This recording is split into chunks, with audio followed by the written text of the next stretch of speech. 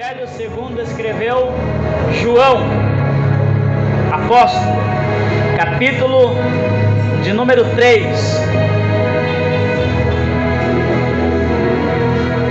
Evangelho de Jesus segundo João, capítulo de número 3. Apenas um versículo para que analisamos esta noite. Versículo de número 16. João, capítulo 3, verso 16. Um dos mais conhecidos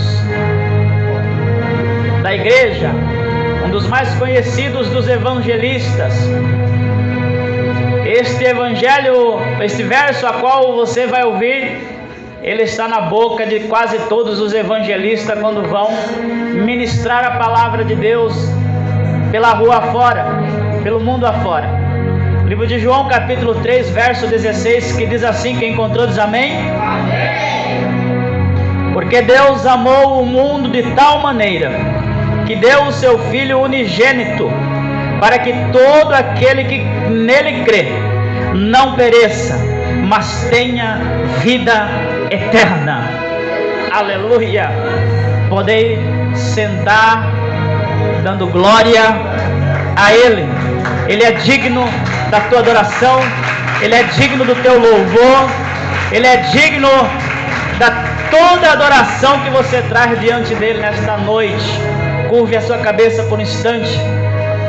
Senhor Deus, Pai amado, querido, eterno, santo e verdadeiro, nós pedimos ao Senhor que nesta hora o Senhor nos esvazie de nós mesmos e que a partir deste momento a tua igreja está com o coração aberto para que o Senhor venha falar conosco. Pai, através desta palavra, deste teu humilde servo, abre as comportas do céu sobre as nossas vidas e fala conosco em nome de Jesus. E todos digam amém. Queridos amados, uma das tarefas que o Senhor Jesus, antes de partir, Ele deixou para a igreja, ela se chama exatamente a prática do amor. Nós observamos neste versículo, nesse texto que a gente leu, que João escreve as palavras de Cristo, dizendo no seu 16º verso, que Deus amou o mundo de tal maneira que entregou o seu único Filho. Quando a gente olha para esse verso, a gente acaba deixando passar a nossa mente, o nosso cérebro. Ele, acostumado em ouvir diversas vezes a mesma coisa, ele acaba que meio que desvalorizando aquele contexto que tem muito valor. Quando a gente analisa, quando a gente olha para um texto como esse, a gente faz com que ele passe desapercebido. Mas quando a gente se aprofunda num tema ou num texto como esse, a gente começa a enxergar com olhos diferenciados a profundidade do amor que Deus tem para com o homem. A gente começa a enxergar com profundidade o amor imenso que Deus tem para com o mundo. Quando a gente fala aqui com o mundo, nós estamos nos referindo ao homem. Quando a gente fala ao homem, nós estamos nos referindo à humanidade. Quando a gente fala humanidade, nós estamos nos referindo exatamente a você ou a mim mesmo. A gente talvez, Wesley, nunca descreveu esse texto pensando em nós. Talvez a gente vá lá fora quando evangelizarmos, a gente leva esse versículo para as pessoas que estão necessitadas. Geralmente nós levamos esse versículo para uma terceira pessoa. A gente nunca traz esse verso para nós mesmos. E é por isso que às vezes nós não entendemos a profundidade do amor de Deus para com a nossa vida.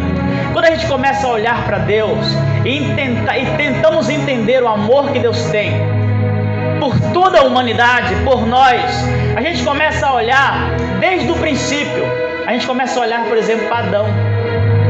Quem que tinha na terra uma comunhão com Deus como Adão? A Bíblia diz que Deus ele ia pela manhã e pela tarde se comunicar com Adão. Deus tinha uma relação com Adão. Quando a gente olha para a história, a gente vê no céu uma batalha. Nessa batalha acontece um despejo. Lá de cima Deus expulsa Lúcifer com metade, com a terça parte dos anjos, e automaticamente aquele anjo que era responsável pela adoração no céu, ele já não é mais responsável pela adoração. Ele agora é um anjo caído, sendo que Deus ele começa a olhar e enxergar o vazio. Não existe adoração. Deus ele começa a olhar uma forma de atrair para ele de novo aquela adoração que tinha antes. E Deus começa a pensar no ser humano. Deus começa a criar o homem com suas próprias mãos. É aí que já começa a diferença. Deus desce com as suas próprias mãos e molda o barro. Com as suas próprias mãos ele começa a fazer as pernas, ele começa a fazer os braços, ele começa a fazer a cabeça, o corpo, e assim sucessivamente. Com as suas próprias mãos Deus começa a moldar o homem, talvez com tanta esperança de ver aquele homem de pé, com tanto amor como um pai tem de um filho. E a gente começa a analisar Deus criando Adão e dando a ele o fôlego de vida, e Deus dá para ele um jardim inteiro. Deus entrega ao homem um jardim e diz assim: olha, tudo isso aqui é teu, vai, circula, anda, faz o que você bem entender. Então Adão começa a conhecer o jardim, tudo que tem. Adão ele era um filho obediente. Quando era pela manhã, ele estava ali, esperava ansioso escutar a voz de Deus. Quando era tarde, Adão estava ali, esperava ansioso ouvir, ter aquele relacionamento com Deus. Eu olhando para Adão, eu imagino, hoje em dia a gente está tão ocupado com tantas coisas que a gente não tem mais essa comunhão com Deus. Talvez você não tenha saudade disso, mas Deus sente saudade de você. Ele sente saudade dos momentos em que você para, dos momentos em que você parava, dos momentos em que você orava, dos momentos em que você agradecia. Há quanto tempo que você não para agradecer a Ele aquilo que Ele te deu? E eu começo a olhar para Adão. Eu imagino pela manhã Adão acordado. Você imagina comigo, irmão? Adão acordado, olhando para cima. Que hora que é? Será que ele já está vindo? E quando Adão ouvia aquela voz, Adão, eu fico imaginando, sabe quando você, não sei se você tem animal de estimação, e quando você sai para trabalhar o dia inteiro, e quando você chega em sua casa, o animal quando te vê, ele expressa uma alegria tão imensa, tão grande, porque ele é inocente, ele não tem malícia no seu coração. Ele começa a abanar o rabinho, ele fica tão feliz que ele não sabe expressar a alegria de ver você que é dono dele. Eu fico imaginando talvez a ansiedade de Adão para ver a presença de Deus ali naquele momento. Eu não sei qual era a alegria que Adão sentia, porque com o tempo, Francisco, o inimigo tirou do ser humano essa alegria de se rever, ou de rever ali o seu Criador, o encontro da criatura com o seu Criador, aleluia. E eu fico imaginando a alegria de Adão, ele olhando, e a felicidade dele de poder ter aquele contato com Deus, de poder ter aquele contato com o seu Criador. Imagina uma criatura tão grande, tão grandiosa, o mesmo que criou o céu, criou a terra, agora podendo estar em contato com o homem, poder falar com ele, poder conversar com ele. E eu imagino Adão, a alegria que ele sentia. E Deus em todo o tempo, desde a criação do homem, ele busca ter uma relação como essa, como Adão. Passa-se o tempo e o homem, ele começa a perder essa relação que ele tem com Deus. Passa-se o tempo e o diabo, assim como fez com Adão, ele começa a trazer para a terra o esquecimento, e o homem começa a ter poucas relações com Deus. Nós vemos isso logo na arca, quando Noé está sendo preparado por Deus para fazer a arca da aliança. Deus olha em toda a terra e não acha sequer um justo perante ele, e chama ali Noé e diz: Noé, diante da terra eu encontrei uma pessoa justa, e por causa disso eu vou derramar a água em toda a terra e vou trazer ali uma destruição. Noé obedece a Deus e então entra na arca com a sua família. lacra a arca e logo após vem o dilúvio. Ninguém ali estava apto a reconhecer o amor de Deus. A Bíblia diz que naquele tempo o homem era perverso. Logo isso não tem muita distância se a gente for olhar na cronologia, não vai ter muita distância de Adão para a arca. Não é muito distante. Tanto que os descendentes de Adão ainda perambolam por ali, ainda circulam pela terra. E a gente começa a ver o homem se distanciando de Deus, começa a andar caminhos diferenciados, e Deus começa a criar estratégia para chamar de novo a atenção do homem. E Deus busca de um jeito, e Deus busca do outro, e o homem sempre arruma uma forma de fugir, de se destacar, de sair da presença de Deus. E isso vai ficando mais forte de acordo com que os anos vão passando. De acordo com que o tempo passa, Deus vai criando meios, Deus vai criando relações, e o homem ele vai fugindo daquele meio de relação com Deus. A gente olha para Abraão, Deus ele olha de novo a sua criação, partindo para outro lado, para um lado perverso. Aí Deus olha para Abraão e diz: Abraão, sai do meio da tua parentela, vai para um lugar onde eu vou te mostrar. Deus pega Abraão e leva Abraão para outro lugar, prometendo a ele dar para ele todas aquelas promessas que ele havia feito para Abraão. E quando a gente olha para Abraão, a gente vê Deus tentando mais uma vez, Wesley, se relacionar com o homem. Mas a gente vai vendo que ao longo da história, isso vai se desfazendo. Uns se apegam com Deus, outros vão deixando Deus de lado. Esta palavra, ela já não vai tendo tanta eficácia. Esta palavra, ela vai perdendo o seu poder, e automaticamente a gente passa a ouvir uma palavra como essa, e ela simplesmente vira uma palavra vazia em nossos corações. Nós acabamos de perder completamente o contato com Deus. Nós acabamos de perder completamente a nossa relação que tínhamos antes com Deus. E as coisas vão começando a estreitar, porque quando você olha, por exemplo, as promessas que Deus faz ao homem, por exemplo, através de Moisés, no livro de Deuteronômio, no capítulo 28, você vai ver Deus prometendo ao homem grandezas, dizendo: olha, meu filho, se você me ouvir, se você ficar perto de mim, se você me obedecer, eu vou fazer isso, eu vou fazer aquilo. Mas se você se distanciar de mim, meu filho, as coisas não vão ficar boas para você.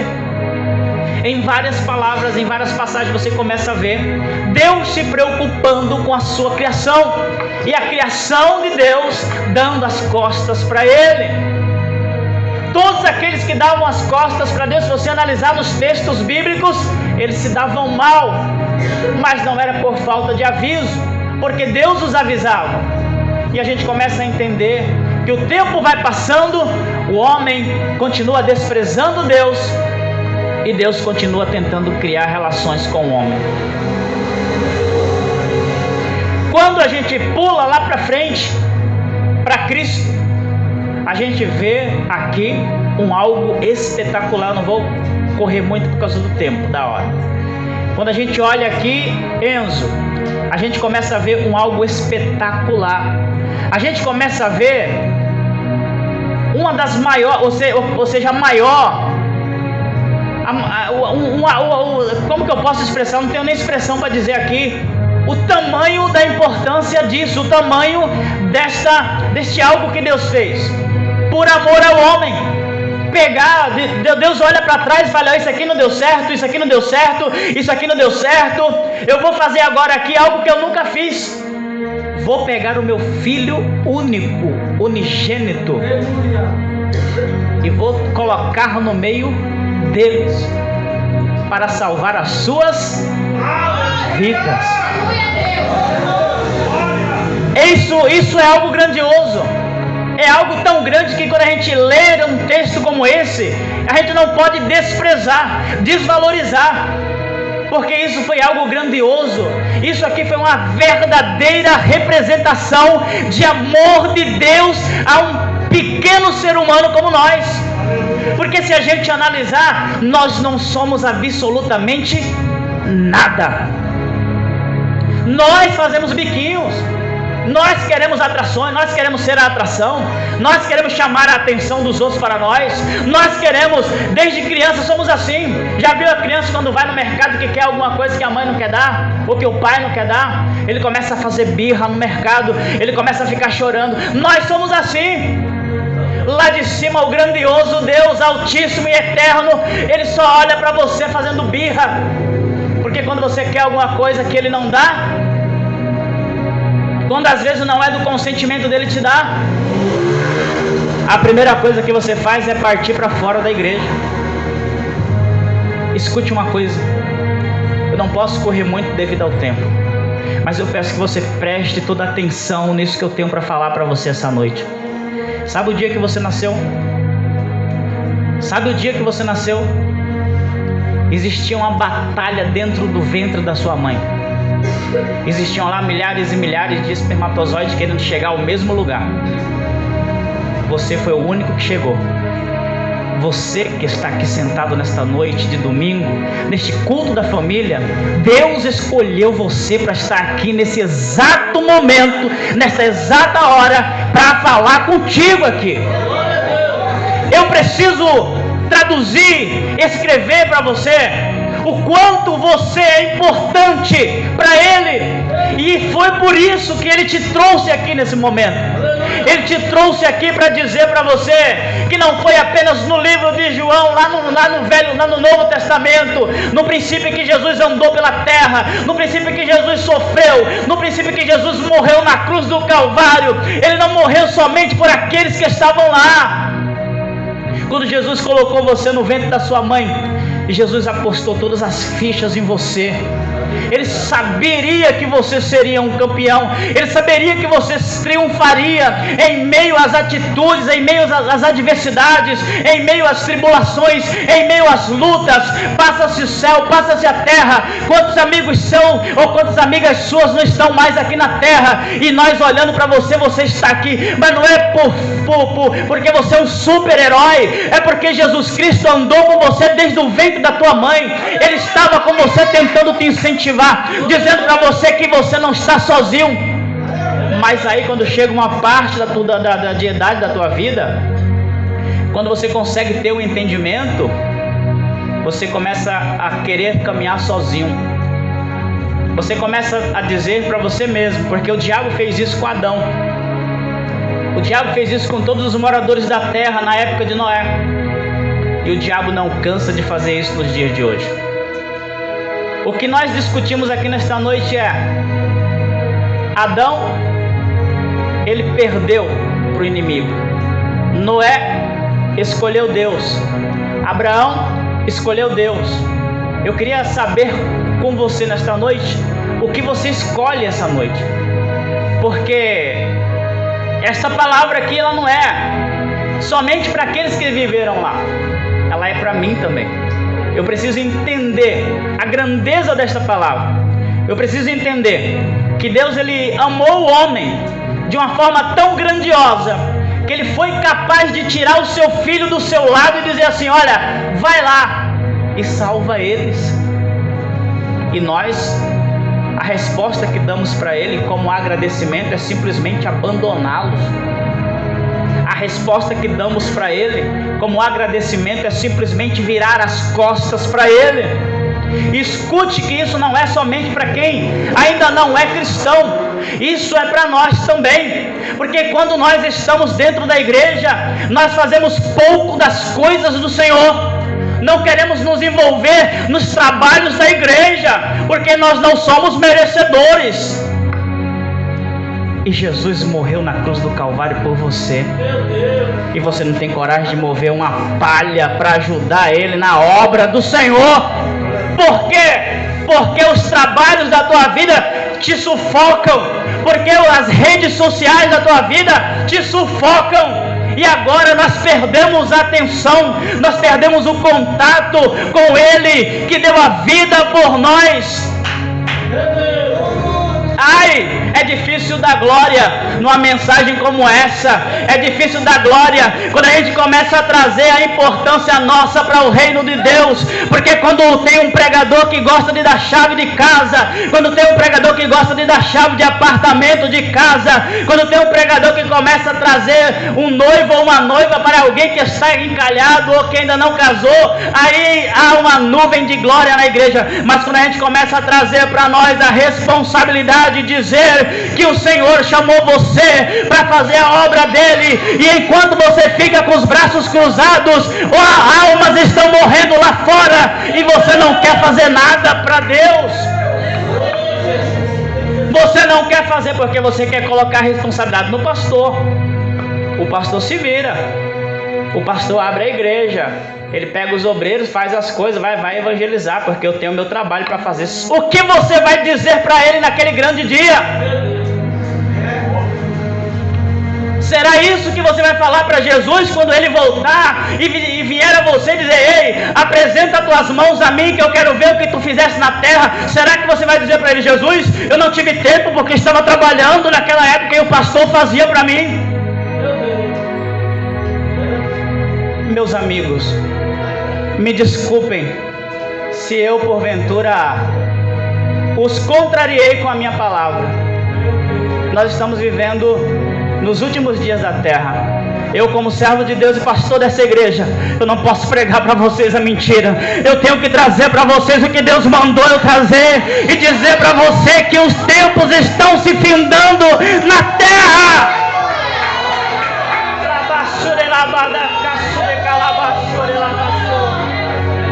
Você está entendendo o que eu quero dizer para você? Não importa se você é criança, não importa se você é jovem, não importa se você é adulto, não importa se você é homem, não importa se você é mulher. Deus te escolheu desde o ventre da sua mãe para te colocar a obra missionária nas tuas mãos, e você não está fazendo nada.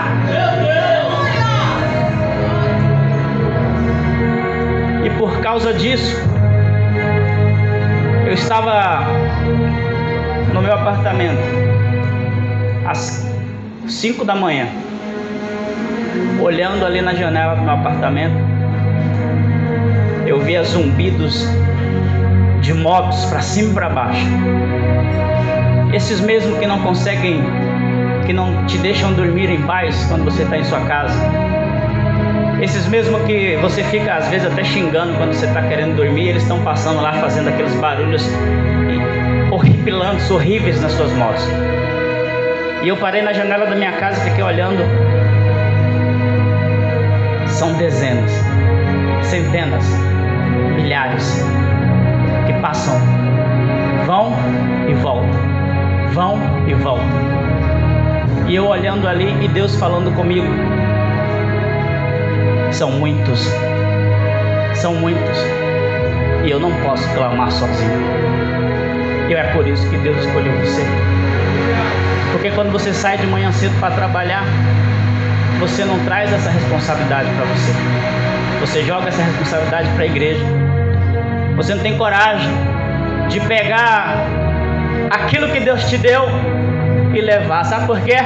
Porque você quer chegar num culto de domingo como esse e escutar uma palavra abençoada para você ir cheio para sua casa, trabalhar no domingo, e isso vai se passando, o tempo vai se passando. Estamos em 2022, já estamos em novembro, amanhã estamos em dezembro, estamos em 2023, 2024, Jesus ele vem, evangelista Pedro volta, e o que você tem nas mãos para ele?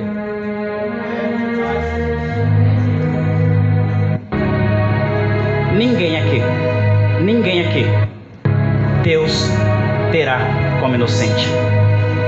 Eu não posso te ajudar.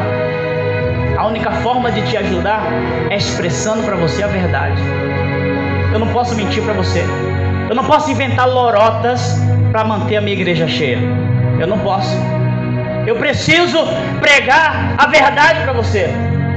Eu tenho que dizer para você que o anjo dessa igreja sou eu.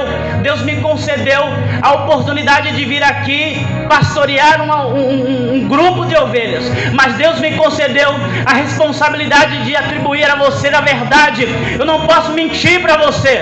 O que nós estamos fazendo aqui não vai te levar para o céu.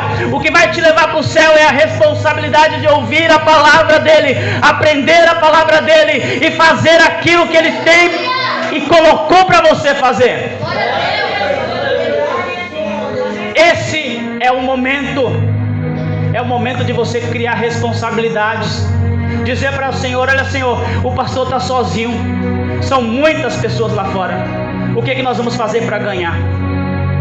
O que nós vamos, sabe por quê? Nós não se preocupamos com a gente, nós não se preocupamos com a igreja. Eu fico olhando, irmão, sabe? É incrível isso, você ter, por exemplo, tem um grupo aqui das irmãs. Eu vou te explicar com poucas palavras aqui. Tem um grupo aqui das irmãs, tem um grupo dos irmãos, tem um grupo da mocidade. Quando você vai conversar com um e com o outro: pastor, eu não quero participar, eu não quero ter responsabilidade. Irmão, você não faz ideia da dimensão de um jovem que entra por aquela porta e vê um grupo de jovens louvando na igreja, mas você não quer.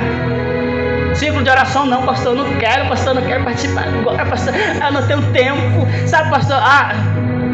Grupo de varão: pastor, não dá para mim agora, pastor, não dá até para cantar bonitinho aqui na frente, mas para participar dos ensaios, pastor, não consigo, é muito cedo, não dá para mim. Você entendeu? Como é difícil, porque as pessoas querem que as coisas aconteçam da forma que elas querem.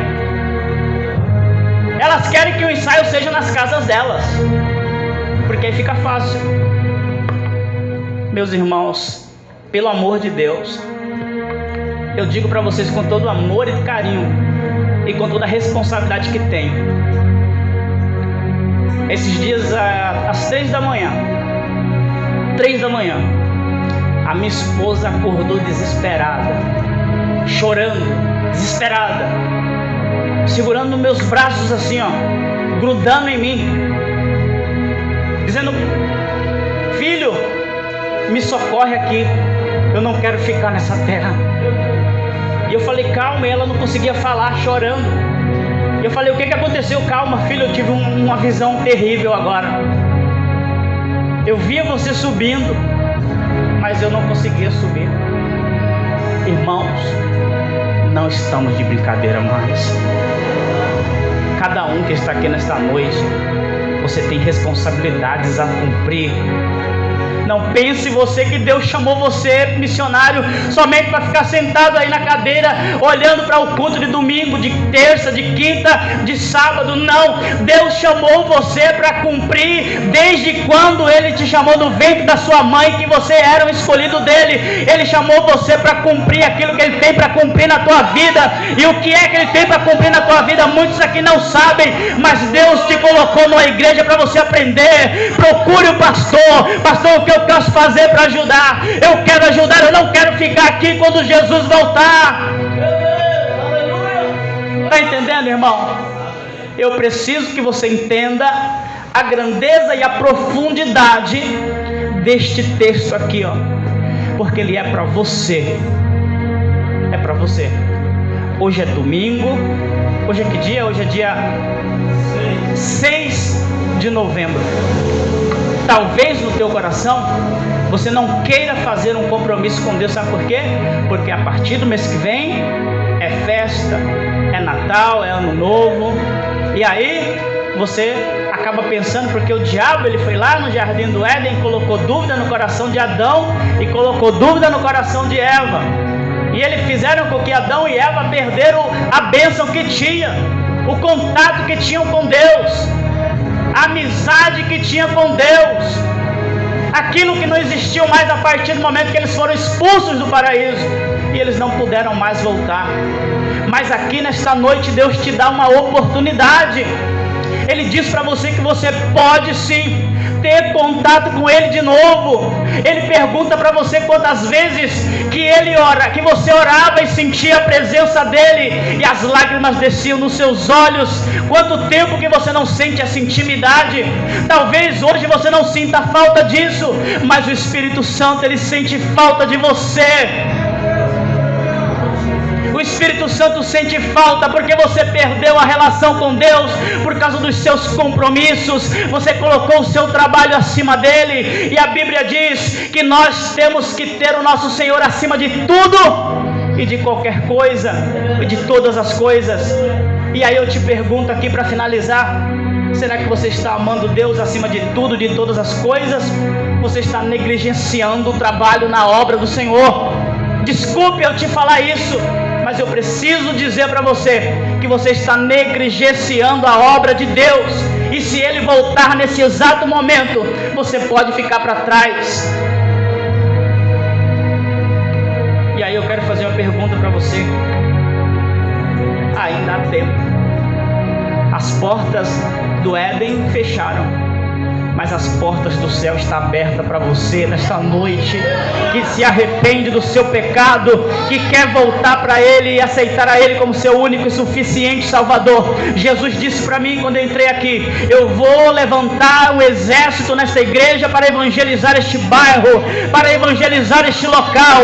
E eu quero dizer para você que o exército que Deus me mostrou, você estava nele. E não adianta você querer fugir, não adianta querer ir para o norte nem para o sul, porque o Espírito Santo vai te olhar, vai te enxergar aonde você for. E aí eu quero fazer contigo aqui o que Adão não teve oportunidade. Quero te chamar para fazer um concerto com ele. Quero que você venha aqui à frente e dizer assim: Senhor, a partir de hoje eu quero ter um concerto com o Senhor, e a partir de hoje eu quero me consertar nos teus caminhos e fazer a tua vontade. Quem aqui essa noite quer fazer isso? Vem aqui para me orar por você, irmão. Vem. A primeira já se levantou, ó. A corajosa já se levantou. A segunda já se levantou. Quem mais? Quem mais? Pega carona, irmão. Pega carona e vem. Isso.